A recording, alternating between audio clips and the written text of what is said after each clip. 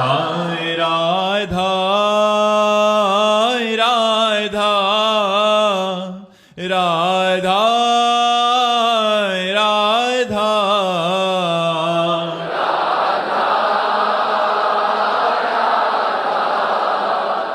राधा राधा श्री राधा वल्लभ लाल की, समस्त संत हरि भक्तन की, श्री वृंदावन धाम की, सतगुरुदेव भगवान की। राधिका शरण दास जी।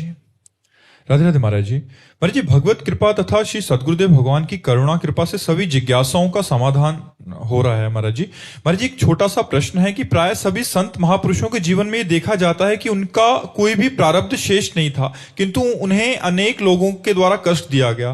क्रियमान करने वाले व्यक्ति को आगे पीछे उस कर्म को भोगना ही पड़ेगा, किंतु उन संत ने अपने किस प्रारब्ध का फल भोगना? या रास रघुनाथ कर बेग न जाने कोई, जो जाने रघुपति कृपा तो सपने मोह न होए। सिद्ध पुरुष और भगवान में कोई अंतर नहीं है।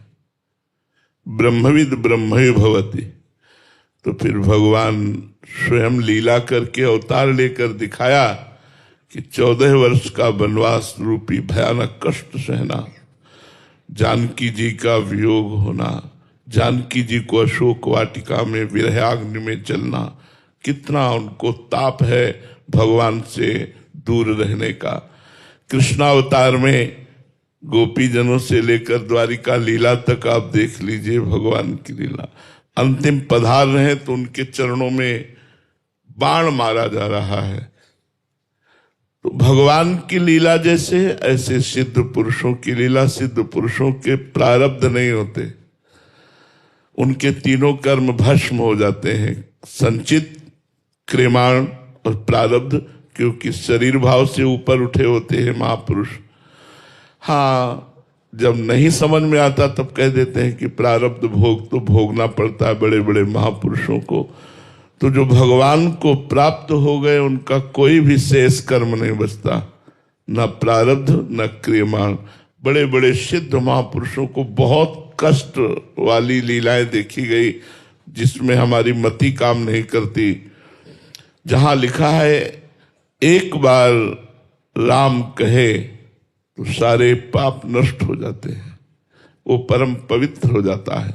एक बार कृष्ण कहे, एक बार राधा कहे, एक बार परमात्मा का स्मरण करे, वहां जो रात दिन परमात्मा के स्मरण में है, और इतना भयानक कष्ट, चाहे आप बड़े महापुरुषों को किसी को देखो, पूज्यपाद सिउड़िया बाबा जी महाराज निरंतर ब्रह्माकार वृत्ति, मूर्तिमान ब्रह्म, चलते फिरते अगर ब्रह्म के दर्शन तो पूज्यपाद उड़िया बाबा थे। लेकिन अंतिम लीला, बहुत शरीर रुग्ण रहना, बहुत कष्ट रहना, फिर भी उसमें वो शांत भाव से पद्मासन में बैठे हैं। इधर आनंद ब्रह्मचारी भागवती कथा श्री प्रभुदत्त ब्रह्मचारी जी वाली पढ़ रहे हैं। इधर एक आता है और वो कहता है मैं चंवर करूंगा, मना कर देते हैं निज सेवक लोग, नहीं, बस वो जाता है और गड़ासा उठा के लाता है, और ऐसे महापुरुष के ऊपर 6 गड़ासे, ऐसे 6-6 इंच गड़ासा घुस जाता, फव्वारे खून के निकल पड़ते हैं। ओम प्रणव का उच्चारण करते हुए शरीर पूर्ण कर देते हैं। सेनपुर में बाबा गुरु श्री मग्नानंद सरस्वती जी, एक संत आए, मना कि आप यहां नहीं रह सकते क्योंकि आप गांजा पीते हैं। बाबा सरकार ने कहा नहीं, रहने दो इनको, तो उनकी आज्ञा को कोई टाला नहीं। एक दिन वो गांजा पीने वाले संत कुल्हाड़ रखते थे, बाबा सरकार के पास आए, मग्नानंद सरस्वती, सेनपुर, फतेहपुर जिला। उन्होंने कहा कि बाबा तुम्हारी यश कीर्ति देखकर मुझे ऐसी जलन होती कि मैं कुल्हाड़ से तुम्हें काट डालूं। सर फिरा तो बाबा ने कहा भगवान की अगर ऐसी इच्छा है तो आप कर डालो। ये एकांत में उससे बात हुई। 20-50 शिष्य थे, सबको बुलाया और कहा कौन कौन हमारे साथ चलना चाहता है। तो सब बोले कि प्रभु मैं आपके साथ चलना चाहता हूं। क्यों, चलने की तैयारी कर रहे हो क्या? नहीं, ऐसे पूछ रहा हूं कौन कौन सा। अच्छा, तुम तो चलोगे नहीं साथ। शिवानंद स्वामी को कहा तुम्हें पूरा आश्रम संभालना है और संतों को संभालना है, और जो जो चलना चाहता हो अपनी हिम्मत बना लो हमारे साथ चलने के लिए। बोले ठीक है। रात में 2 बजे वो लघु शंका के लिए उठते थे पद्मासन से। जे उठे बस वो जैसे कोई पागल आदमी ऐसे मार मार कुल्हाड़ के, बाबा सरकार के 2500 कुल्हाड़ मारे और एहसास थी मात्र हो रहे शरीरा, ऐसा शरीर था। फिर अंदर घुसा, जो जो महात्मा मिला मार मार करके सब कुल्हाड़ों से 20 को खून खून कर दिया। सब पधार गए और वो भाग गया। क्या लीला है यार, क्या लीला है, कैसे समझ में आएगी? गुरु अर्जुन देव को कितना कष्ट दिया जा रहा है, गुरु तेग बहादुर सिंह बलिदान, ये सब क्या है? अगर हम ये सब समझने चलेंगे ना तो हमारी श्रद्धा में फर्क पड़ने की संभावना है। वृंदावन में घनानंद स्वामी जैसे बड़े महापुरुष, जब ये औरंगजेब आया और इसने मंदिरों को और सब संतों को, तो जो लताएं हरी भरी झूम रही थी उनको उजाड़ रहे थे, तो इन संतों ने गर्दन रख दी कि पहले मेरी गर्दन काटो फिर लता काटने देंगे वृंदावन की। वृंदावन की लता प्रिया की प्रिय है, प्रिया प्रीतम स्वरूप है। उन्होंने गर्दन काट दी। जब वृंदावन दास चाचा को बहुत बुरा लगा, प्रिया प्रीतम से कहा आप कहाँ थे? ऐसे निष्ठावान महापुरुषों के जब गले काटे जा रहे थे। तो ये बाहरी जो लीला है ये कुछ ऐसी है कि इसका विवरण व्याख्या नहीं की जा सकती है। भगवान का क्या प्रारब्ध, वो लीला करते हैं, वो दिखाते हैं कि मनुष्य लोक में अगर हम भी आते हैं तो हमको भी विपत्तियां और कष्ट सहना पड़ता है। नहीं, भगवान का क्या प्रारब्ध, जो कालातीत है, त्रिगुणातीत है, द्वंद्वातीत है, उनका भी कोई प्रारब्ध होता है क्या?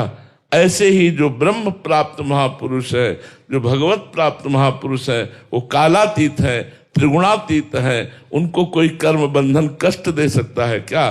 पर उनके भी शरीरों में बड़ी लीलाएं विचित्र देखी जाती है। इसलिए ये भगवान का रहस्य है, वो ही जाने।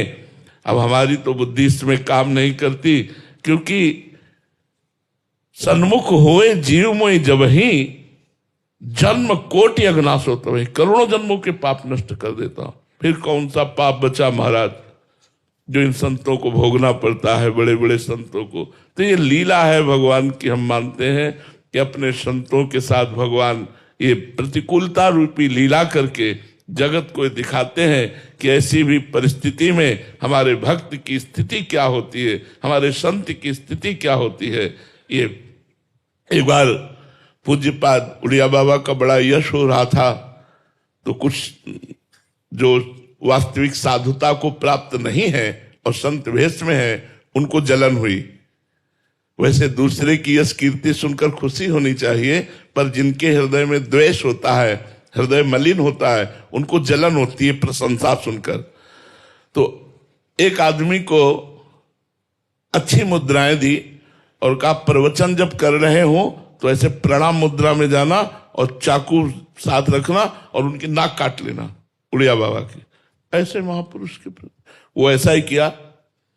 प्रवचन हो रहा था भरी सभा में, तो ऐसी मुद्रा में आया कि लोग समझे प्रणाम करने जा रहे हैं। वह तुरंत चाकू निकाली और मारी, तो इतने सतर्क वो सेवादार खड़े थे, तुरंत हाथ में पकड़ ले, लेकिन पकड़ते पकड़ते चावल भर चाकू नाक में धंस गई थी। तुरंत उसको बाबा ने कहा नहीं, और उसको गले से ऐसे लगाया और अपनी गुफा में ले गए। कहा मीठा दूध करके लाओ, गरम गरम मीठा दूध पिलाया और बोले भैया हमसे कोई गलती हुई क्या कि आप मारने आए थे? वो रो पड़ा। बोले बाबा हम गरीब आदमी, हमें पैसे का लोभ दिया गया कि बस इतना तुम कर दो, इतना रुपया दे देंगे। तो बाबा कुछ रुपया मिल चुका है, कुछ मिलेगा, इस लोभ से हमने ऐसा किया। बाबा ने कहा इसको कुछ रुपए दो। कहाँ से आए भैया? तो उनका हाथरस से। बोले जाओ इसको हाथरस की गाड़ी में बैठा लो और मेरी शपथ है कोई इसे कुछ बोलेगा नहीं। ऐसे निर्मल संतों के साथ ऐसा व्यवहार कौन सा कर्म है भैया? जो ब्रह्म प्राप्त हो गए उनको कौन सा कर्म बांध? जो भगवत साक्षात्कार किए हुए संत हैं, जो भगवान के नाम में रात दिन लगे हुए, इतना कष्ट तो किसी पापी को भी नहीं देखा जाता जैसा महात्माओं को कष्ट दिया गया। आरे से चिरवा रहे हैं आराम आराम से, बीच में खड़े करके चांदनी चौक में आरे से चिरवा। ये क्या है? हमारी तो बुद्धि काम नहीं करती, बस इतनी बात समझ में आती है कि जोई जोई प्यारो करे सोई मोई भावे, तेरा किया मीठा लागे। बस यही बात दोहरा सकते हैं और तो कुछ नहीं बोल सकते। तेरा किया, ये नहीं कहा कर्म का मैं भोग रहा हूं। गुरु अर्जन देव जी के वचन थे, तेरा किया मीठा लगे। तेरा किया हुआ है ना, इसलिए मुझे मीठा लग रहा है। तो वो जोई जोई प्यारो करे सोई मोई भावे। अब प्यारे ऐसा क्यों करते हैं, अब पता नहीं, उनकी लीला वो जाने। बकाया संतों को दर्शन मात्र से पाप नष्ट हो जाते हैं। फिर उन संतों में कौन सा पाप बचा? जिनके स्पर्श और संभाषण से पाप नष्ट हो जाते हैं, जिनके स्पर्श और संभाषण से भगवत प्राप्ति हो जाती है, उन संतों में कौन सा पाप बचा? ये तो मुझे समझ में नहीं आता, ये भगवान ही जाने। आगे कभी समझ में आएगा तो बता देंगे। अभी तो इतने समझ में आता है जैसे भगवान की लीला, ऐसे भगवत प्राप्त महापुरुष की लीला। वो कर्म बंधन से मुक्त महापुरुष होते हैं। जो शुभ अशुभ का भोग होता है वो कर्म बंधन युक्त प्राणियों को, अज्ञानियों को होता है, जीवन मुक्त महापुरुषों को नहीं होता। फिर जब कोई इस बात समझ में नहीं आती तब आता है कि जीवन मुक्त महापुरुषों को भी प्रारब्ध भोगना पड़ता है। तो जैसे भगवान की लीला, हम तो ऐसे सिद्ध महापुरुषों की लीला मानते हैं, प्रारब्ध वारब्ध नहीं मानते हैं। वो चाहे तो किसी का भी प्रारब्ध नष्ट कर दे, उनके ऊपर क्या प्रारब्ध। ऐसे ऐसे सिद्ध महापुरुषों को बड़े कष्ट पाने पड़े। लोगों ने जहर खिला दिया, लोगों ने मारा पीटा, क्या क्या नहीं किया। ऐसे कितने उदाहरण हमारे स्वयं जानकारी में है। यह ढूंढी घाट कानपुर, ढूंढी घाट गंगा किनारे है। श्री स्वामी आत्मा प्रकाश जी महाराज, बड़े सरस और सिद्ध संत, हनुमान जी महाराज की आराधना से परिपक्व, सियाराम के प्रेम में मतवाले ऐसे महापुरुष को, तो हनुमान जी के मंदिर में आभूषण आदि, स्वर्ण का छत्र आदि, तो सोचा जब मंदिर में इतना है तो बाबा के बगीचे में जहां कुटिया में रहते होंगे वहां तो और होगा। तो रात्रि में बाउंड्री फांद करके लोग गए और लाठियों से मारा। और वृद्ध संत, सुबह जब वो नहीं निकले रामबाग से दर्शन के लिए, हजारों लोग खड़े थे, तब रामबाग का गेट तोड़ा गया और अंदर जब गए तो महाराज जी करा रहे थे। बड़े बड़े अधिकारी उनके चरणों में झुकते थे। उन्होंने कहा बस नाम बता दीजिए। उन्होंने कहा हमारा ही कोई कर्म हमको दंड दिया है, हम किसका नाम बताएं? कुछ नहीं बोले, नहीं बताया। ऐसे महापुरुषों का अब क्या इस पर व्याख्या करे, क्या व्याख्या करे इस पर? अब हर समय ऐसी स्थिति में रहते परमानंद स्वामी बक्सर गंगा किनारे। अब चूंकि गंगा किनारे अधिक रहे इसलिए उदाहरण गंगा किनारे वाले ही है।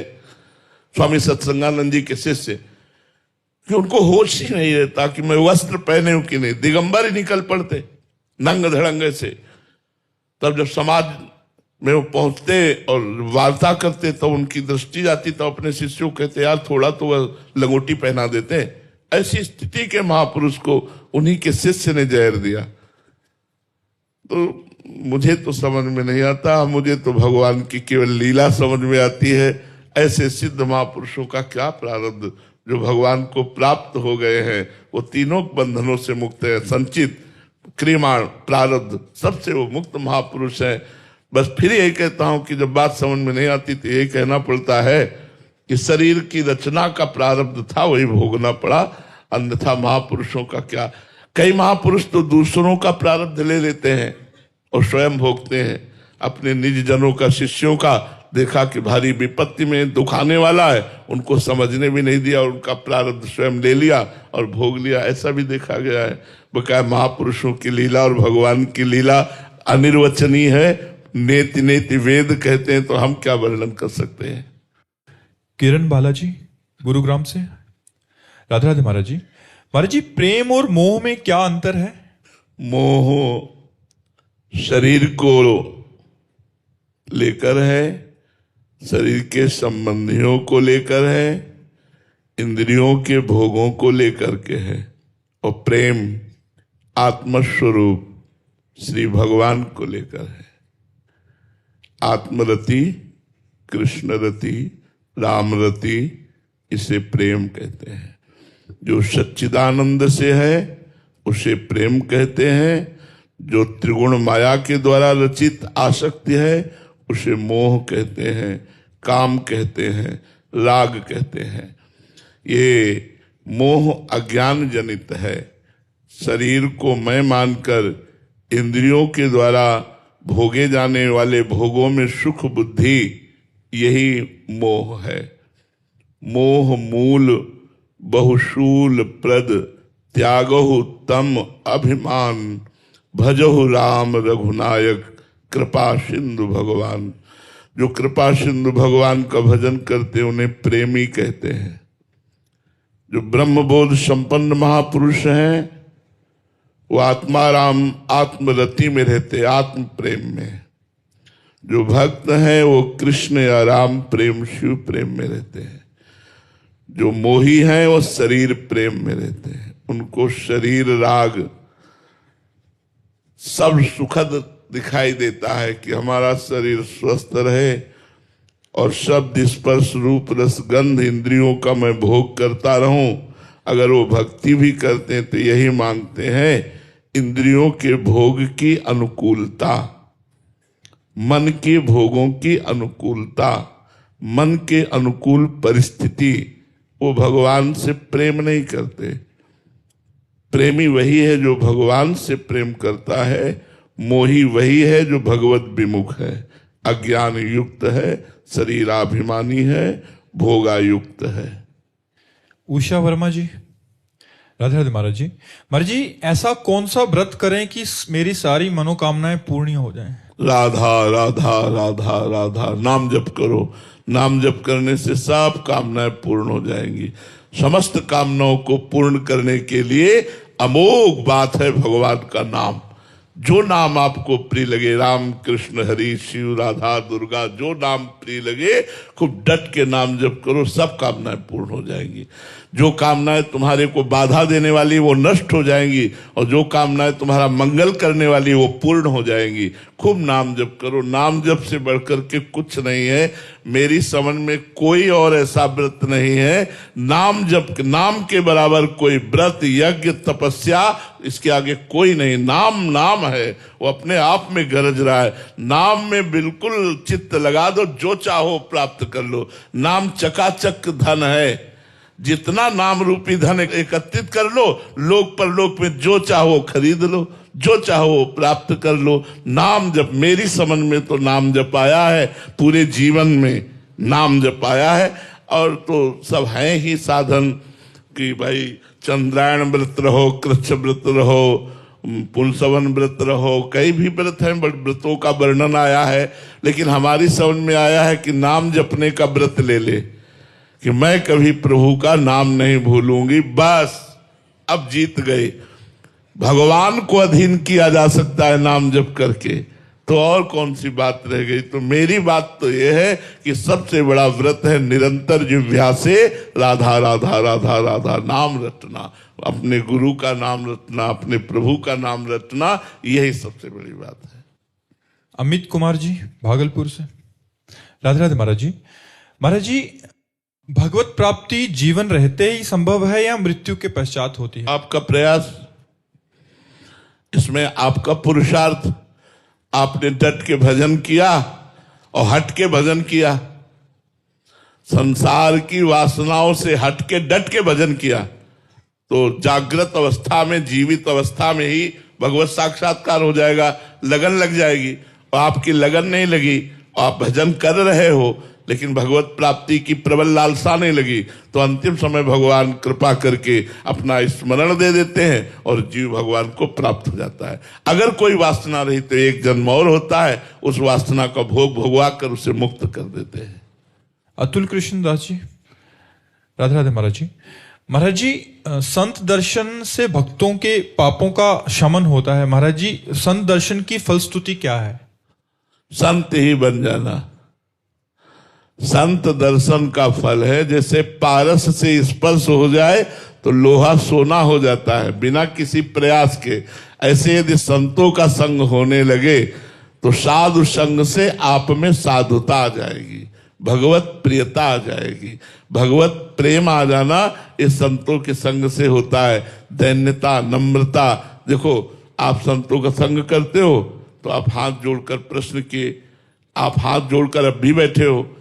नहीं तो अगर साधु संग हो और अध्यात्म का ज्ञान हो तो फिर ये दैन्यता, ये साधुता, भगवत प्रियता, परोपकार, ये सब आ जाते हैं। जितने भी दैवी संपदा के सद्गुण हैं ये सब सत्संगी के अंदर देखे जाएंगे।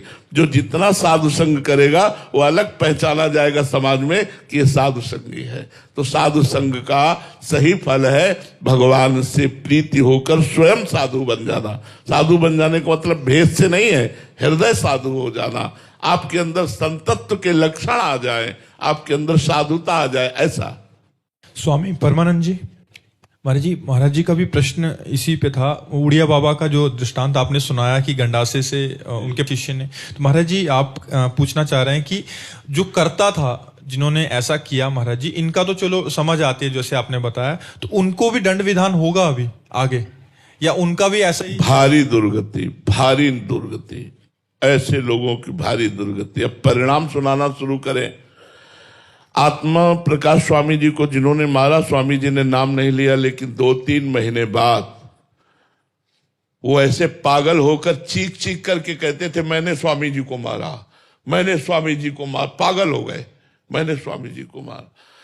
परमानंद स्वामी जी को जिसने जहर दिया, जगदीश्वरानंद शिष्य था, ऐसे आंख पलक बनना बंद हो गई, पूरे शरीर में जैसे पानी लगने के बाद मिट्टी सूख जाती तो पपड़ी पड़ जाती है, ऐसे पपड़ी, और जहां उंगली रखो वहां मवाद। वो चिल्ला चिल्ला के कहता मैंने गुरु जी को विष दिया इसलिए मेरी दुर्दशा हो रही, मुझे बचा लो। कौन बचावे, सड़ के मरा। जब वहां हम सैनपुर में थे तब खबर आई कि मरा, जगदीश्वरानंद मर गया। अरे संत का अपराध करने वाला, संत को दुख देने वाला, संत द्रोही, गुरु द्रोही कभी चैन से जी सकता है? अरे उनका विनाश निश्चित, घोर नरकों की प्राप्ति, और पता नहीं कितने कल्प के बाद उनको अवसर मिलेगा उद्धार का। नरकों में भूंजे जाते हैं ऐसे लोग, प्रेत योनि को प्राप्त होते हैं, दुखमय योनियों को प्राप्त होते हैं। संतों को मारना पीटना ये सब। अब आप बताओ, पाल घर में दिन का समय, मान लो संध्या है, सैकड़ों लोग गांव के लोग हो, वो बबर शेर तो नहीं था ना, क्यों खा जाएगा सबको। साधु वेश था। अगर तुम्हें लगता है बच्चा चोर है, तुम्हें लगता है ये ठीक नहीं है, तो फिर अगर दंड विधान लायक लगते हैं तो सरकार को सौंप दीजिए। बिल्कुल निरपराध संतों को दौड़ा दौड़ा के मार डाला। क्या अपराध था उन संत का? कोई कहते बच्चा चोर है तो तुम मान लोगे? अरे उनको हम कह रहे बैठा लो, पूरी रात उनकी जानकारी करो, जहां से आए हैं वहां से जानकारी करो। ऐसे कैसे मार डाला? दौड़ा दौड़ा के जिंदा मार डाला उनको। ये क्या है? इस विषय पर जाने पर हृदय दुखी हो जाता है। ऐसे संतों को पीड़ा दी गई, क्या भगवान नहीं देख रहे थे? तब यही कहना होता है कि वो स्वयं में लीला करके दिखाते हैं। जा रहे हैं तो उनके चरणों में बाण मार रहा है, बहेलिया बाण मार रहा है। एक परब्रह्म परमात्मा की अंतर ध्यान लीला इस तरह से हो रही जगदीश्वर द्वारिकाधीश की कि उनके दाहिने चरण पर बाण मार रहा है और भगवान पर। तो ये भगवान की लीला ही है। बकाया हम इतना जरूर कहेंगे कि अगर प्राकृतिक माया के वसंतों से गलती भी बन जाए तो उन्हें क्षमा ही करना चाहिए, उनको दंड नहीं देना चाहिए, उनका तिरस्कार नहीं करना चाहिए, उनका अपमान नहीं करना चाहिए। वो भगवत स्वरूप हैं। कोई मायाकृत लीला बन भी जाए तो नमस्कार ही करना चाहिए। महाराज जी अभी साधारण जीव कोटि में आते हैं, ये तो महापुरुषों की बात होगी। तो महाराज जी उसमें अगर कोई हमें आक्रमण कर रहा है, दुर्व्यवहार कर रहा है, या ऐसा हमारे साथ प्रतिकूलता का व्यवहार कर रहा है, तो इसमें कर्ता का क्या दोष महाराज जी? उसको दंड विधान वो हमारे ही विधान से आया है क्या? उसका विधान में हाँ, जैसे कर्म से प्रेरित होकर के आप हमसे, हमारा कर्म आपको प्रेरित कर रहा है कि आप हमें मारो, हमारा प्रारब्ध है, तो आप विवेक के द्वारा रोक सकते हैं उसे। अगर नहीं रोके तो आप क्रियमाण के कर्ता भी बन गए, उसका तो प्रारब्ध भोग हो गया, आपका क्रियमाण बन गया, आपको दुर्गति भोगनी पड़ेगी। विवेक के द्वारा आए हुए वेग को रोका जा सकता है। हमारा प्रारब्ध है कि हम ये करें, तो हम विवेक के द्वारा उसे रोक सकते हैं। प्रारब्ध इतना बलवान नहीं जितना विवेक बलवान है। विवेक भगवत प्राप्ति कराता है। विवेक सत्संग के द्वारा प्राप्त होता है, संतों के संग के द्वारा प्राप्त होता है। ऐसा नहीं कि मेरा प्रारब्ध है पीटने का और आप मुझे पीट रहे तो आप निर्दोष हैं। आप हमारे भारतीय कानून में भी दोषी हैं और भागवती कानून में भी दोषी हैं। दोनों में दोषी पाए जाएंगे, क्योंकि आप विवेक के द्वारा रोक सकते थे, लेकिन आपने क्रोधावेश में आकर दंड दिया, तो उनका तो प्रारब्ध निपट गया, आपका क्रियमाण बन गया, अब आपको भोगना पड़ेगा। जी। अरविंद सिंह जी, पाली से, राजस्थान। राधे राधे महाराज जी। महाराज जी, मुझ अदम को बंदर के बच्चे की शरणागति से बिल्ली के बच्चे जैसी शरणागति में पुष्ट होना है महाराज जी, इसके लिए मार्ग बताएं। हाँ, कुम्हार की माटी बनना पड़ेगा। कुम्हार जब माटी खोद के लाता है तो उसे पीटता है, एक छोटा सा भी कण नहीं रहने देता। फिर इसके बाद पानी डाल करके मसलता है, फिर इसके बाद पैरों से रौंदता है, फिर हाथ से गोलाकार करके चाक में चढ़ाता है, फिर जो मन आता है वो आकार देता है, फिर सूर्य के ताप में तपाता है, फिर आग की ज्वाला में जलाता है, फिर बाद में पात्र बन जाता है जो रस पानी ग्रहण करने की योग्यता है। घड़ा बन जाता है, सकोरा बन जाता है, कुल्हड़ बन जाता है, वो पात्र बन जाता है। तो हम किसी सदगुरु की शरण में हो, वो हमारे अहंकार को रौंदे वो हमारे जो मनो अनुकूलता की चाहे उनको रौंदे, और वो जैसा चाहे वैसा मुझे बना ले, तब जाकर हम बिल्ली के बच्चा बन पाएंगे, नहीं तो कहने से नहीं बन पाएंगे। पहले किसी सदगुरु की शरण में हो और पूरा उनको अधिकार दे दे। जैसे मिट्टी कुछ नहीं बोलती और कुम्हार जैसे चाहता वैसे रौंदता है, ऐसे हम अधिकार दे दें कि गुरुदेव ये तन मन प्राण जीवन आपका, अब जैसा चाहो ऐसा आप कहो। वो कह दे खड़े रहो तो खड़े रहो, कहे तो बैठ जाओ तो बैठ जाओ, वचनम करिष्ये तो में, तो बिल्ली के बच्चा बन जाओगे। नहीं तो ये अहंकार और बुद्धि, ये दोनों मिलकर हमको शरणागत नहीं होने देते। कहने को केवल रहता है भगवान आपकी शरण में हो, लेकिन वाणी से केवल शरणागति की बात करते हैं। हृदय हमारा अहंकार और कर्तृत्व भाव से रहता है। अहंकार भी मूढ़ात्मा करता है। जब तक किसी संत महात्मा भक्त जनों की शरण में जाकर उनकी आज्ञा के अनुसार नहीं चलते, तब तक ये अहंकार बना रहता है, रौंदा नहीं जाता। और ये रौंद दिया जाता है तो फिर बिल्ली का बच्चा बन जाता है। अजात पक्षायु मातरम खगा, जैसे छोटा सा बच्चा जिसके पंख नहीं निकले, केवल माँ की बाट जो होता है, ऐसे शरणागत केवल भगवान की बाट जो होता है, उनकी कृपा की बाट।